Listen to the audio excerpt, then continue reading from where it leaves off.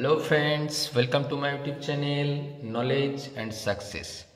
आज देखो उच्च माध्यमिक परीक्षार्थी বন্ধুদের জন্য এবারের শেষ অঙ্কের সাজেশনটা নিয়ে আসছি।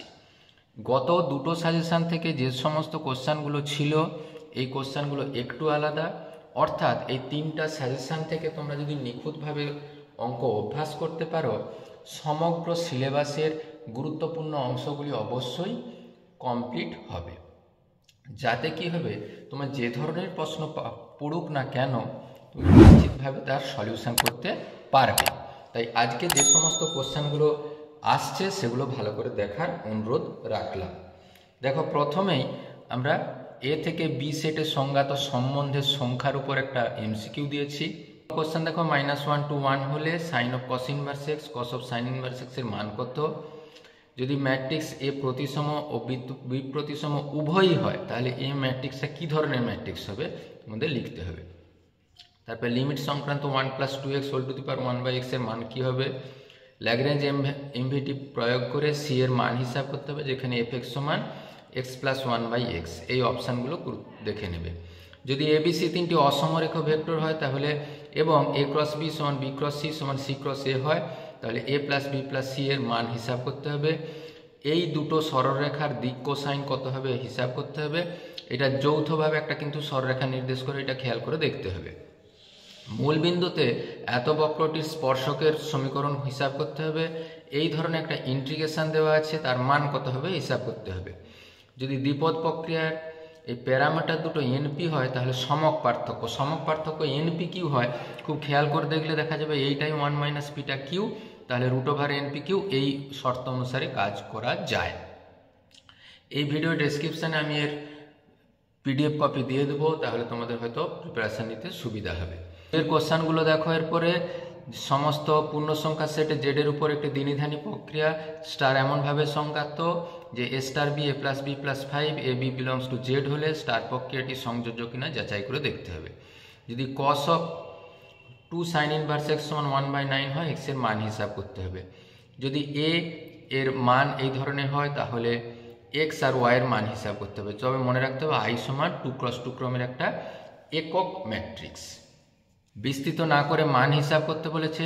3 নম্বরের কোশ্চেনগুলো একটা লিমিট আছে, খুব গুরুত্বপূর্ণ প্রবলেম। অপেক্ষকটা বর্ধিষ্ণু বা ক্ষয়িষ্ণু দেখাতে হবে, প্রমাণ করতে হবে integration a to b f(a + b - x dx = integration a to b f(x dx)। সমাধান করো। আচ্ছা, তারপরে এই ডেরিভেটিভের প্রবলেমটা ভীষণই গুরুত্বপূর্ণ। এখানে একটা প্যারাবোলা দেওয়া আছে, x অক্ষ x = 2 তে সীমাবদ্ধ অঞ্চলের ক্ষেত্রফল। এবারে ডি এর প্রবলেম দেখো, এ বি দুটো ভেক্টর দেওয়া আছে, সি এর মান হিসাব করতে হবে যাতে এই শর্ত কার্যকর হয়। একটি সরলরেখার কার্তেশীয় সমীকরণ হিসাব করতে দেওয়া আছে, তার ভেক্টর সমীকরণ লিখতে হবে। একটি পক্ষপাত শূন্য মুদ্রাকে দুবার নিক্ষেপ করা হলে প্রাপ্ত হেড পড়া সংখ্যার মধ্যক ও ভেদমান নির্ণয় করতে হবে। এই ধরনের একটা সমস্যা দেওয়া আছে, তাহলে তোমাকে দেখাতে হবে এ বি ঘটনা দুটি পরস্পর স্বাধীন। 2 এর প্রবলেমে দেখো একটু আলাদা, ধনাত্মক মূলদ সংখ্যার সেট কিউ প্লাস এ দ্বিপদ প্রক্রিয়া স্টার যদি a * b 1/4 ab হয় তাহলে সেটা দেখাতে হবে। এটা এই স্টার প্রক্রিয়াটার একসম উপাদান কী হবে দেখাতে হবে, আর এটা প্রত্যেকটা পদ ইনভার্টেবল সেটা দেখাতে হবে।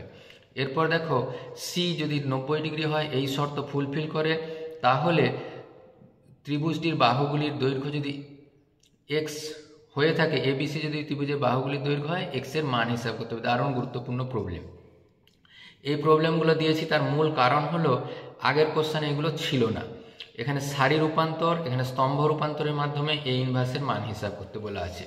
এরপর দেখো, এই ধরনের একটা ডিটারমিনেন্ট দেওয়া আছে, তার মান 0 করতে হবে অবশ্যই। এ বি সি হচ্ছে ত্রিভুজের 3টি কোণ। পরে ডিটারমিনেন্টে দেখো এই ধরনের একটা ডিটারমিনেন্ট দেওয়া আছে, এর মান হিসাব করতে হবে। সি এর প্রবলেম দেখো, sin y = x sin a + y হলে প্রমাণ করতে হবে এই ধরনের। এই প্রবলেমটি পরীক্ষার জন্য ভীষণই গুরুত্বপূর্ণ। y = x⁻n - 1 log x হলে প্রমাণ করতে হবে x² d2y/dx² + 3 - 2n × x dy/dx + n - 1² y = 0। এই ধরনের সমাকলন করো। এই সমাকলন করতে হবে √tan x + √cot x dx। 3 এর প্রবলেম দেখো, কোনো একটি গবেষণায় কোনো সময়ে জীবাণু সংখ্যার যে হারে বৃদ্ধি পায় সেই সময় জীবাণু সংখ্যার ঘনমূলের সমানুপাতিক যদি 3 ঘন্টায় জীবাণুর সংখ্যা 8 গুণ হয় তবে কত সময়ে এটা 64 গুণ হবে সেটা হিসাব করে দেখাতে হবে। সমাধান করো একটা দেওয়া আছে এই ধরনের। পরে একটা ভেক্টরের সমস্যা দেওয়া আছে। পরে দেখো ভেক্টর পদ্ধতিতে প্রমাণ করো ত্রিভুজের শীর্ষবিন্দু থেকে বিপরীত বাহুর উপর অঙ্কিত লম্বসমূহ সমবিন্দু। একটু অন্য ধরনের প্রবলেম। সংজ্ঞা থেকে মান দেওয়া আছে। এর আগে পর্যন্ত এন সংক্রান্ত বিষয়গুলো দেওয়া ছিল সমষ্টি রূপে, এখানে সংজ্ঞা থেকে হিসাব করতে দেওয়া আছে।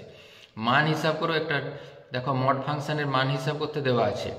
এফ এর মান কি, এফ এর প্রবলেম কি আছে, একটি ব্যাগে 3টি লাল ও 7টি কালো বল আছে, যথেচ্ছভাবে 2টি বল নেওয়া হলো যা পুনঃস্থাপন করা হয়নি। যদি দ্বিতীয় বলটি লাল হয় তবে প্রথম বলটি লাল হওয়ার সম্ভাবনা কত।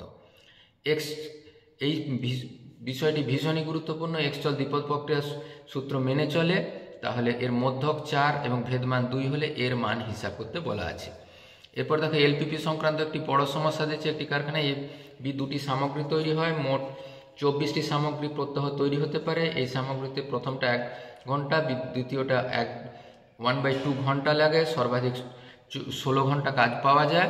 প্রতি এককে এতে 300 টাকা লাভ হয়, বিতে 160 টাকা লাভ হয়। তাই প্রত্যেক প্রকার সামগ্রী কত করে উৎপাদন করলে মুনাফা সর্বাধিক হবে সেটা আমাদের হিসাব করে দেখতে হবে।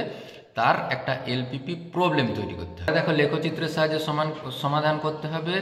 কি এর চরম মান হিসাব করতে হবে, যে ওই শর্তগুলো দেওয়া আছে। বিয়ে দেখো একটি দেখাও যে প্রদত্ত সমগ্র তল বিশিষ্ট আয়তনের লম্ব বৃত্তাকার শঙ্কুর অর্ধশীর্ষকোণ এটা দেখাতে হবে।